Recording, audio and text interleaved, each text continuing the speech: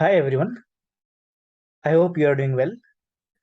आज हम इस वीडियो में एमएस सेवन के आइसोमर्स के कुछ क्वेश्चंस डिस्कस करने वाले हैं। तो चलिए स्टार्ट करते हैं। पहला क्वेश्चन, द फर्स्ट क्वेश्चन है MS seven question number 105 page number 97। तो in which of the following keto form is more stable than enol form. Okay, अभी आपको चार कुछ स्ट्रक्चर्स दिए, उसमें से तीन स्ट्रक्चर्स दिए, उसमें से आपको देखना है कि कौन सा स्ट्रक्चर जिसमें कीटो फॉर्म स्टेबल है देन इनॉल फॉर्म। तो बेसिकली क्या होता है, जनरली हम बोलते हैं generally keto form is more stable. Generally keto form is more stable. तो कीटो फॉर्म जनरली स्टेबल होता है देन इनॉल फॉर्म।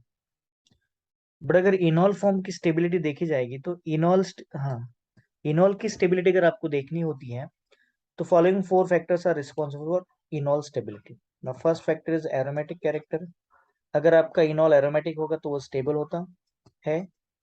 इनॉल में अगर कॉन्जुगेशन होगा, कॉन्जुगेशन मतलब double single double double single positive negative likewise, और हाइड्रोजन बॉन्ड, अगर इनॉल में हाइड्रोजन बॉन्ड बनाने के चांसेस होते हैं, इनॉल में हाइड्रोजन बॉन्ड आपको दिखता है या बन पा रहा होता है, तो समझ लेना इनॉल स्टेबल होता है। अगर हम सॉल्वेंट की बात करते हैं, सॉल्वेंट शुड बी एप्रोटिक। अगर एप्रोटिक सॉल्वेंट होता है तो उसमें इनॉल कंटेंट ज्यादा होता है। अभी हमें देखना है कि इनॉल फॉर्म कहाँ पे स्टेबल होता है। चलिए पहला क्वेश्चन अगर हम देखें तो इसका अगर मैं इनॉल देखूं तो इनॉल बनाने के लिए आपको तो चाहिए पहले अल्फा एच। देखो यहाँ पे दो अल्फा एच है, इधर दो अल्फा एच और यहाँ पे भी टू अल्फा एच है। तो हम क्या करते हैं, इनॉल को अगर मुझे बनाना होगा तो हम इस अल्फा एच को यहाँ पे इनॉल कर देते हैं इनोलाइजेशन में। तो इस प्रोसेस को इनोलाइजेशन बोला जाता है। इनोलाइजेशन करने के बाद हमें कुछ ऐसा कंपाउंड मिलेगा यहाँ से। एक बार मैं इस एच को भी इनोलाइज कर सकता हूँ तो हमें यहाँ पे कुछ ऐसा प्रोडक्ट मिलेगा ये। ओके, अगर आप इस स्ट्रक्चर को देख पा रहे हो तो इस स्ट्रक्चर में ये जो फोर मेंबर रिंग है इसमें है 4 pi electron, right. There are total 4 pi electron. 4 pi electron जब भी आता है तो आपका कंपाउंड होता है एंटी एरोमेटिक। तो anti aromatic compounds are unstable. तो नेचर में क्या होता है, anti aromatic compounds are unstable, तो ये अनस्टेबल कंपाउंड है। तो आप मुझे बताइए कोई कंपाउंड अनस्टेबल बनना चाहेगा, so therefore enol is less stable than keto form. Enol is less stable than keto. तो कोई भी कंपाउंड अनस्टेबल नहीं बनना चाहेगा। तो फर्स्ट तो अनस्टेबल है इनॉल, तो इनॉल यहाँ पे नहीं बनेगा, कीटो ज्यादा रहेगा, राइट। तो मैं ऐसा बोल सकता हूँ keto form is greater than enol form. Okay, ना सेकेंड ऑप्शन देखते, बी ऑप्शन।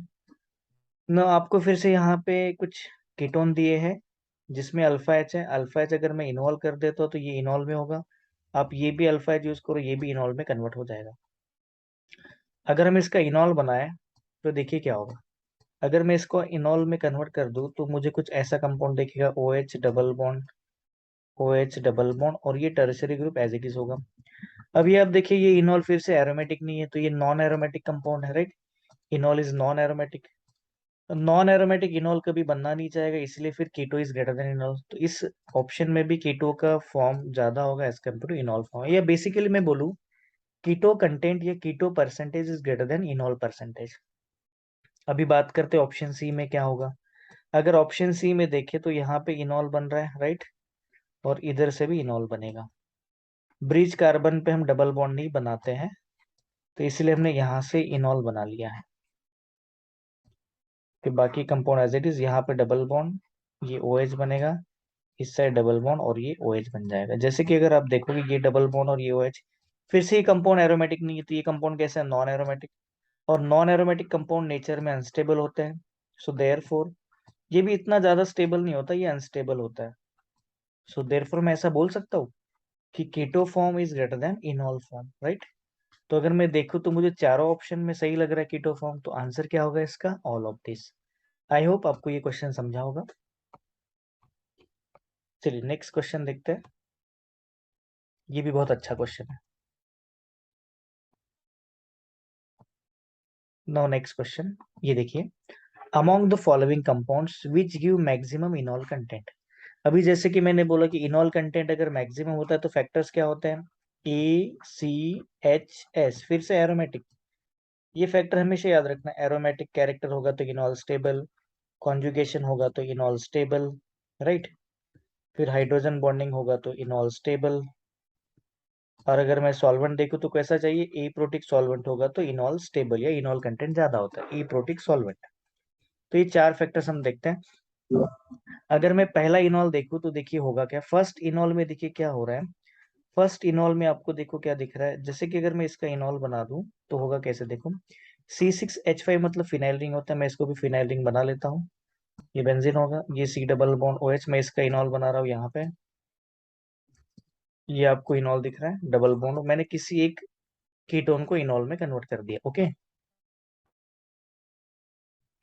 अब मुझे देखना है कि इनॉल स्टेबल है कि नहीं। अब देखो यहाँ पे ये कंप्लीट बेंजीन के साथ रेजोनेंस में जा रहा है, राइट। बेंजीन के साथ रेजोनेंस में जा सकता है, enol is involved in resonance with benzene ring.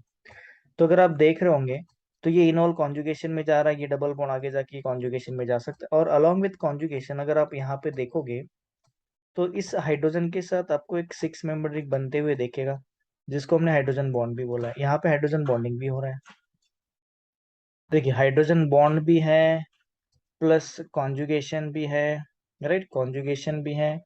Along with यहाँ पे एरोमेटिक फिनाइल रिंग भी प्रेजेंट है। सो ऑब्वियस सी बात है ये इनॉल तो सबसे ज्यादा स्टेबल हो रहा है। इसमें तीन तीन फैक्टर काम कर रहे हैं, कौन से फैक्टर काम करेंगे, हाइड्रोजन बॉन्ड भी है, कॉन्जुगेशन भी, और एरोमेटिक रिंग भी है ना, एरोमेटिक रिंग जिसको हम बोलते हैं फिनाइल रिंग। फिर दूसरा देखते हैं, इसमें तो कोई एरोमेटिक रिंग नहीं है, कॉन्जुगेशन, ओनली कॉन्जुगेशन काम कर रहा है। यहाँ पे अगर आप देखोगे तो इसमें ओनली कॉन्जुगेशन काम कर रहा है,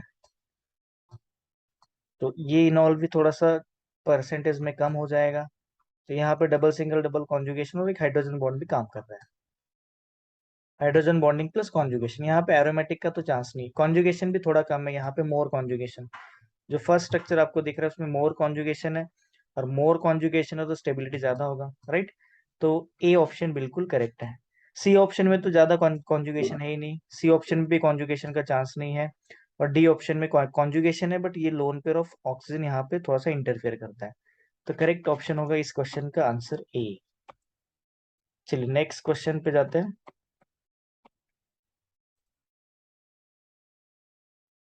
अभी नेक्स्ट क्वेश्चन देखोगे आप तो ये है, विच of the following has unstable इनॉल। फिर से देखिए वही कंसेप्ट आ रहा है। अगर मैं इनॉल की स्टेबिलिटी देखूं तो कौन से फैक्टर रिस्पॉन्सिबल होते हैं बताइए, aromatic, conjugation, hydrogen bond, solvent. फिर से हम लिखते हैं एक बार की, क्योंकि याद हो जाएगा। एरोमेटिक इनॉल होगा तो स्टेबल, कॉन्जुगेशन होगा तो स्टेबल, या फिर हाइड्रोजन बॉन्ड होगा तो स्टेबल, या फिर सॉल्वेंट कैसा चाहिए, ए प्रोटिक सॉल्वेंट। अब ए प्रोटिक सॉल्वेंट में एग्जांपल क्या हो सकता है, जैसे हेक्सेन हो गया, बेंजीन हो गया, ये सारे ए प्रोटिक सॉल्वेंट होते हैं, उसमें इनॉल कंटेंट ज्यादा होता है। अगर मैं इस इनॉल की बात करूं तो इस इनॉल में देखिए क्या होगा, आपके पास हाइड्रोजन है तो मैंने किसी एक को इनॉल फॉर्म में कन्वर्ट कर दिया। अब देखो होगा क्या, अगर मैं इसका इनॉल बनाऊं तो मुझे कुछ ऐसा दिखेगा इनॉल, यहाँ पे डबल बॉन्ड, ये OH, double bond oxygen, double bond oxygen. अभी इस कंपाउंड को थोड़ा सा मैं और अलग तरीके से लिखता हूँ ऐसा। अब देखिए ऑक्सीजन मोर इलेक्ट्रॉनिक तो ऑक्सीजन इलेक्ट्रॉन अट्रैक्ट करेगा, ये ऑक्सीजन भी इलेक्ट्रॉन अट्रैक्ट करेगा। जब ऑक्सीजन इलेक्ट्रॉन अट्रैक्ट कर लेगा तो क्या होगा, हाँ अभी ऑक्सीजन पे माइनस आएगा, इस कार्बन पे प्लस आएगा। अच्छा यहाँ पे माइनस और प्लस आ रहा है, राइट, यहाँ पे भी माइनस और प्लस आ रहा है। अगर आप अच्छे से देखोगे तो ये जो रिंग आपको साइक्लिक दिख रहा है इसमें टोटल कितने पाई इलेक्ट्रॉन है, 2 पाई इलेक्ट्रॉन। और 2 पाई इलेक्ट्रॉन वाला कंपाउंड जो होता है वो एरोमेटिक होता है, अगर वो चारों कंडीशन सेटिस्फाई करेगा तो।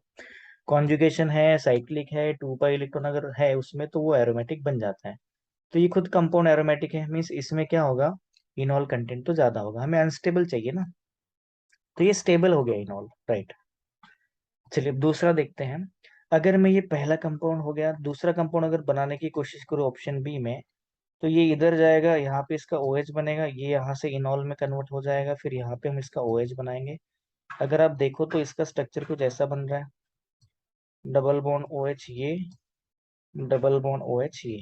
अब ये इनॉल तो बना, अब इनॉल में देखोगे तो अब यहाँ पे से देखिए हाइड्रोजन बॉन्डिंग दिख रहा है ना, कौन सा बॉन्ड है, हाइड्रोजन बॉन्ड। अगर इनॉल में हाइड्रोजन बॉन्ड बन जाता है तो स्टेबिलिटी बढ़ जाता है, तो ये भी स्टेबल इनॉल है, हमें अनस्टेबल चाहिए था। अगर मैं ऑप्शन डी में देखूं तो यहाँ पे देखिए गामा हाइड्रोजन होता है, जनरली बोला जाता है कि टॉटोमेरिज्म में हम अल्फा एच को यूज करते हैं, बट कुछ केसेस में गामा हाइड्रोजन भी इन्वॉल्व हो जाता है। अगर आप इस गामा हाइड्रोजन को एक्सटेंडेड कॉन्जुगेशन में जाके इन्वॉल्व करोगे तो इसका कुछ इनॉल फॉर्म आपको ऐसा दिखेगा। अब आप ही मुझे बताइए इनॉल में एरोमेटिक कैरेक्टर है क्या, अब enol enol is aromatic, right, phenol ही है ना ये। इसको हम फिनॉल बोलते हैं, इस कंपाउंड को फिनॉल बोला जाता है। अगर कोई कंपाउंड एरोमेटिक है तो ऑब्वियस सी बात है वो स्टेबल होना चाहिए। अब तो मैंने ए बी और डी तो मुझे स्टेबल दिख रहे, तो इसके अकॉर्डिंग ऑप्शन सी आपका अनस्टेबल होना चाहिए। अब देखते कैसे। अगर मैं इसको इनॉल में कन्वर्ट कर दूं तो मुझे इसका इनॉल कुछ ऐसा दिखेगा। देखिए डबल बॉन्ड, ये ओ एच और ये डबल बॉन्ड। अगर आप ये साइक्लिक रिंग को देखोगे, इसमें कॉन्जुगेशन है, साइक्लिक है और 4 पाई इलेक्ट्रॉन है। जैसे कि मैंने बोला है 4 पाई इलेक्ट्रॉन जो कंपाउंड्स होते हैं उसको हम एंटी एरोमेटिक कंपाउंड बोलते हैं। और एंटी एरोमेटिक कंपाउंड्स कहते हो कैसे होते हैं, हाईली अनस्टेबल। अब आप ही मुझे बताइए कोई कंपाउंड अनस्टेबल बनना चाहेगा क्या? नहीं चाहेगा। So therefore this enol is unstable. I hope आपको ये क्वेश्चन समझे होंगे।